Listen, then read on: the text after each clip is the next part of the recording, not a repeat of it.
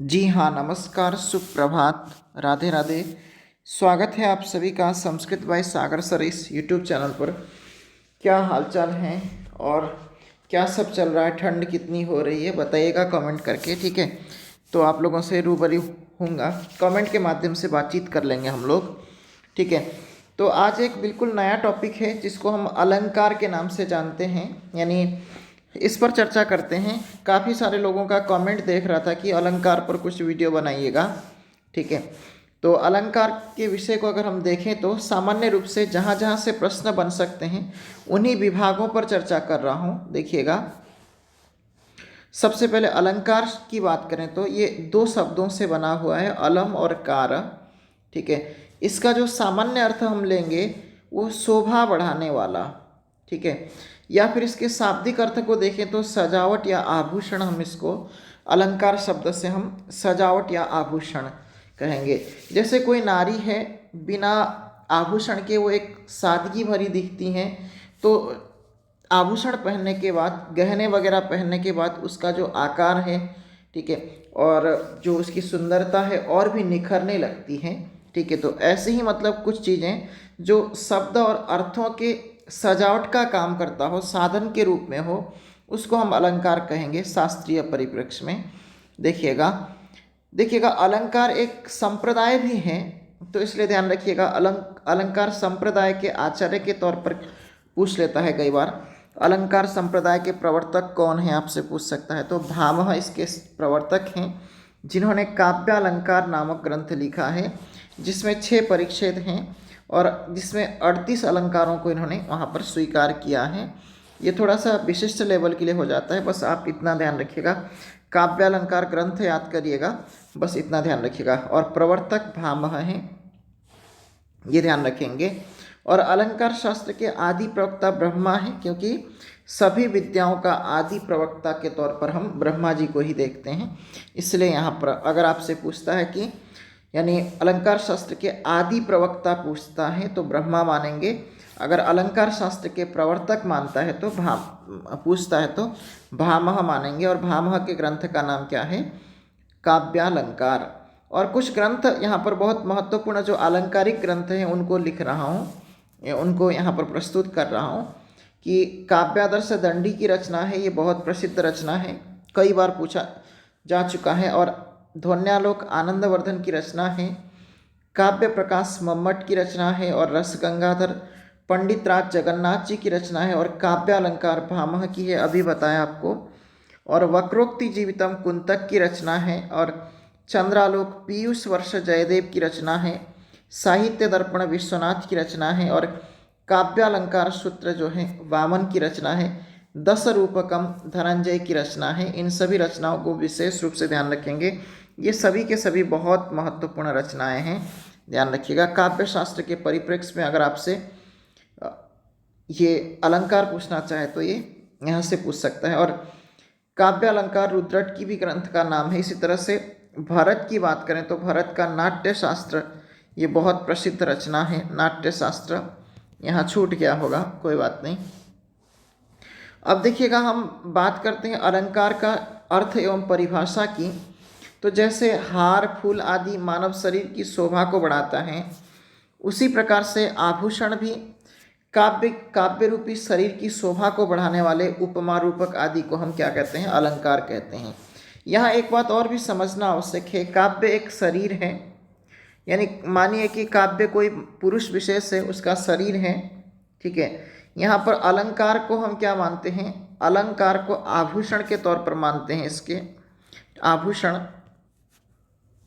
ठीक है। और जो शब्दार्थ होते हैं इसके शरीर हैं, ठीक है। शब्द और अर्थ काव्य के शरीर हैं, अलंकार आभूषण हैं, और रस जो है आत्मा है, ध्यान रखिएगा। यानी काव्य के रस को हम आत्मा के रूप में देखते हैं, ये भी थोड़ा सा ध्यान रखेंगे।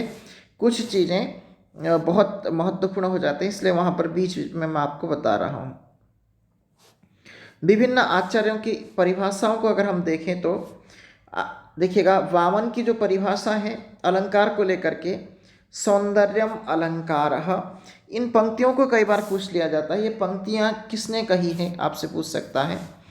सौंदर्यम अलंकार, सौंदर्य ही अलंकार है, यानी वामन कहते हैं कि सुंदरता को ही हम क्या कहते हैं, अलंकार कहते हैं। इसी प्रकार से दंडी की परिभाषा को देखें तो काव्य शोभाकरान धर्मान अलंकारान प्रचक्षते कहा गया है।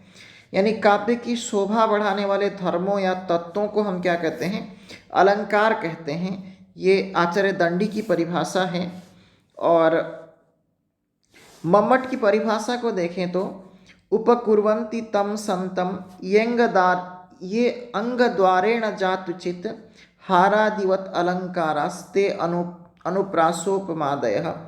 जैसे देखिएगा, जैसे हार फूल आदि मानव शरीर की शोभा को बढ़ाते हैं, उन्हें हम आभूषण कहते हैं, वैसे ही काव्य रूपी शरीर की शोभा को बढ़ाने वाले जो उपमा रूपक आदि को ही हम क्या कहते हैं, अलंकार कहते हैं। और देखिएगा इन्होंने क्या कहा कि हारादिवत अलंकारस्ते अनुप्रासोपमादयः, कहा कि उपकुर्वन्ति तम संतम येंग द्वारेण जातुचित, कहा कि जो कि है ना शरीर और यानी काव्य के शरीर शब्दार्थ को कभी कभार जो है उपकार करते हुए, ठीक है, बाजूबंद या हार फूल के समान जो है उपकृत करते हैं, शोभा बढ़ाते हैं। उसी प्रकार से इनको हम अनुप्रास उपमा इत्यादि को हम अलंकार कहते हैं करके यहाँ पर इन्होंने बताया है। और अग्नि पुराण की परिभाषा को अगर हम देखें तो देखिएगा, अलंकार रहिता विधवा इव सरस्वती करके कहा गया है। यानी अलंकार से रहित जो वाणी होती है वो एक तरह से विधवा स्त्री के समान वो वाणी कही जाती है। तो इसलिए हमेशा सुसज्जित वाणी ही बोलना चाहिए करके कहा गया है। और ये जो पंक्ति है भामह की बहुत प्रसिद्ध पंक्ति है, इसको ध्यान रखिएगा। नकांतम अपि निर्भूषम वनिता विभाति वनिता मुखम करके कहा गया है। नकांतम अपि निर्भूषम विभाति वनिता मुखम, बिना आभूषणों के नायिका का मुख भी शोभायमान नहीं होता है। तो इसलिए आभूषण बहुत आवश्यक हैं, ठीक है। ये भी यहाँ पर भामह की पंक्ति है। इसके बाद देखिएगा, शब्दार्थयो अस्थिरा ये धर्माः शोभाति सायिनः रसादीनाम उपकुर्वतो अलंकारस्ते अंगदादिवत करके कहा गया है। यानी जैसे अंगद आदि केयूर चंदन इत्यादि की सुंदरता शरीर की सुंदरता बढ़ाने वाले होते हैं, और ये शरीर धारण करने वाले शरीर को उपकार करते हैं, यानी संतुष्टि प्रदान करते हैं। उसी प्रकार अनुप्रास आदि भी जो है शब्दालंकार और उपमा आदि अर्थालंकार शब्दार्थ रूपी काव्य के शरीर को सुंदरता प्रदान करने का काम करते हैं। इसलिए यहाँ पर विश्वनाथ की परिभाषा यहाँ पर थोड़ा सा मतलब समझने लायक है, ठीक है। इसके बाद देखिएगा, रुद्रट की परिभाषा है, ये इतना महत्वपूर्ण नहीं है। अभिधान प्रकार विशेष एवं अलंकार करके कहा, यानी कथन विशेष की पद्धतियाँ ही क्या कहलाती हैं, अलंकार कहलाते हैं। और कहा कि अंगीकरोति यह काव्यम शब्दार्थावनलंकृति असौ न मन्यते कस्मात् अनुष्णम अनलंकृति, ये जयदेव की पंक्ति है। और देखिएगा, जैसे उष्णता से रहित अग्नि का होना असंभव है, यानी आग है तो उसमें ज्वलनशील है ही, है ना, उसी प्रकार से अलंकार के बिना काव्य का होना भी कथम यानी किसी भी प्रकार से संभव नहीं है करके यहाँ पर इन्होंने जयदेव ने अपने इन पंक्तियों के माध्यम से अलंकार की महत्ता को और भी बढ़ाया है, ठीक है। और देखिएगा, यहाँ से भी प्रश्न पूछ लेता है कई बार। भरत मुनि ने नाट्य शास्त्र में सर्वप्रथम 4 यानी उपमा, रूपक और यमक और दीपक अलंकारों का वर्णन किया है। अब आपसे सवाल पूछता है कि सबसे पहले कितने अलंकारों का वर्णन प्राप्त होता है नाट्य शास्त्र में, तो 4 अलंकारों का वर्णन प्राप्त होता है, उपमा, रूपक, यमक और दीपक के रूप में, ठीक है। मम्मट ने काव्य प्रकाश में 67 अलंकारों का तथा विश्वनाथ ने साहित्य दर्पण में 78 अलंकारों का विवेचन किया है। तो ये बहुत महत्वपूर्ण विषय वस्तु हो जाता है, ध्यान रखिएगा। और आते हैं अब विशेष और भी महत्वपूर्ण सेगमेंट की तरफ, यानी अब यहाँ से और भी ध्यान देना है हमको कि अलंकार कितने प्रकार के होते हैं, ठीक है। सामान्य रूप से काव्य शास्त्रियों ने अलंकार को 3 भागों में विभक्त किया है। एक तो शब्दालंकार, दूसरा अर्थालंकार और तीसरा है उभयालंकार के रूप में, ठीक है। अब देखिएगा, इसके जो किसको हम शब्दालंकार कहेंगे, किसको हम अर्थालंकार कहेंगे, इसके लिए एक टेक्निकल मतलब जो परिभाषा दी गई है वो है यहाँ पर शब्द वृत्ति असहत्वम। ध्यान रखिएगा, शब्द वृत्त्य सहत्वम करके कहा गया है। इसको अगर हम तोड़ें तो शब्द वृत्ति असहत्वम, यहाँ पर इसको तोड़ा जाएगा, यण संधि हो जाएगा, यण संधि होकर के यहाँ पर शब्द वृत्त्य सहत्वम करके यहाँ पर ये पद बनता है। ठीक है, तो कहने का तात्पर्य यह है कि शब्द वृत्ति यानी शब्द के हटाए जाने पर, ठीक है। अब देखिएगा असहत्वम यानी शब्द के वृत्ति को जो असहन करे, यानी जब जैसे हम क्या करते हैं, ध्यान रखिएगा, शब्द के हटाए जाने पर भी अलंकार या चमत्कार नष्ट हो जाए वह शब्द अलंकार है। ध्यान रखिएगा, कहा कि जैसे कोई शब्द है, ठीक है, उस शब्द के उस शब्द को हटा करके दूसरे शब्द के रख देने पर भी चमत्कार नष्ट न हो।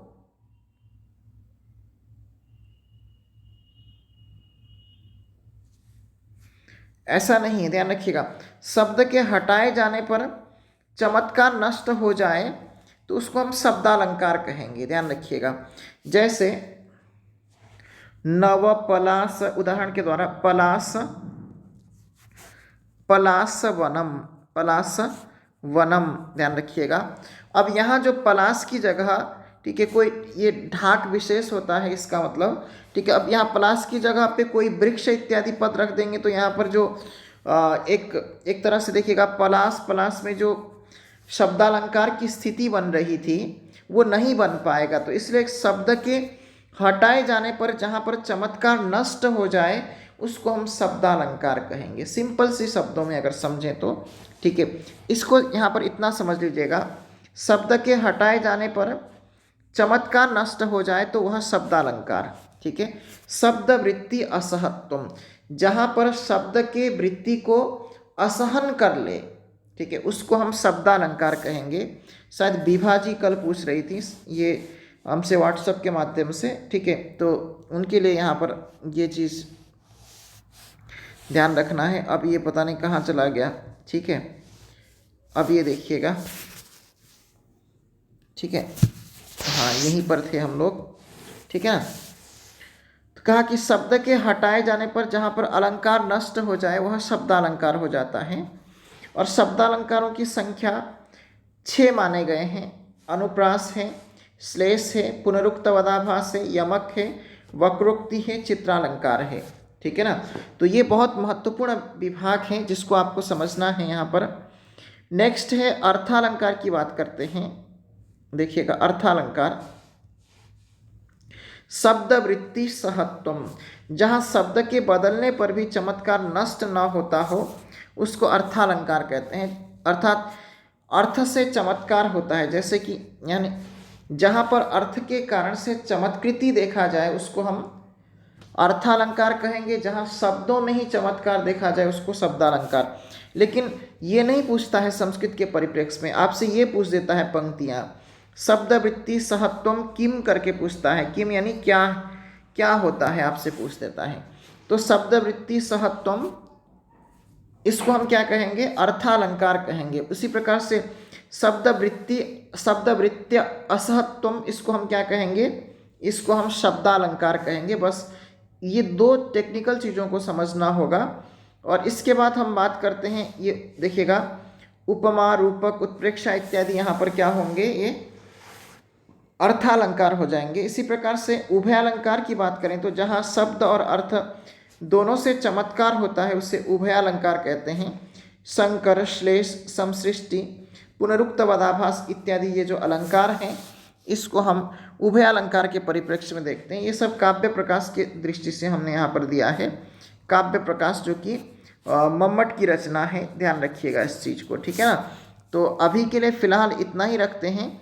अब यहाँ पर बचा है हमारा जो महत्वपूर्ण सेगमेंट बचा है, क्या, प्रमुख अलंकार बच गया है। तो प्रमुख अलंकार के अंतर्गत मैं आपको 5-6 अलंकार पढ़ाऊँगा ठीक है। तो वो कल की क्लास में हम लोग देख लेंगे, या फिर मैं शाम को आपको रिकॉर्ड करके मतलब प्रोवाइड करूँगा शाम को, ठीक है ना, अलंकार को।